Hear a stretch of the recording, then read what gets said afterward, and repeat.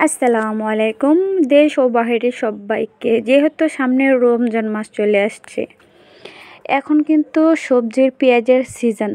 তো আমরা কিন্তু বছর জুড়ে পেঁয়াজ সংগ্রহ করে রাখতে পারি।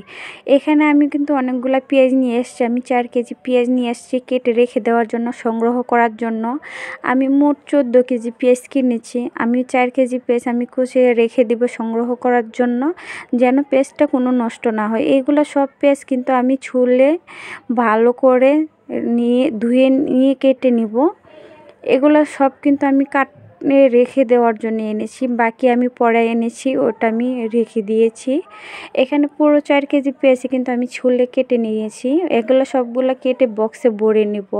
আমরা কিন্তু পারি পুরো বছর জুড়ে আমরা এভাবে রেখে দিতে পারি। পেঁয়াজ কোনো নষ্টও হয় না, কিচ্ছুই হয় না, পুরো ভালো থাকে। জাস্ট রান্না করার কিছুক্ষণ 5-10 মিনিট আগে বের করে রান্না করলেও জাস্ট কিচ্ছু হয় না। একদম পুরো সেম যেমন পেঁয়াজ কিনে আমরা খাই ঠিক সেরকমই থাকে। কোনো কিছু কালার কোনো চেঞ্জ হয় না। তো যাদের যাদের ভিডিওটা ভালো লাগে, যাদের কাছে কাজে লাগে, তারা পারো বন্ধুদের সাথে শেয়ার করে রাখতে, যেন বন্ধুদের কোনো কাজে লাগে। ভিডিওটা ভালো লাগলে লাইক কমেন্ট করে দিও।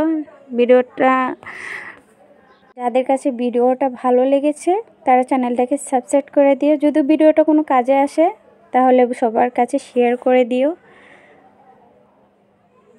আমরা কিন্তু পারি এভাবে বছর জুড়ে আমরা পেঁয়াজ সংগ্রহ করে রেখে দিতে পারি। ওকে, পাশে থেকো সবাই। আল্লাহ হাফেজ।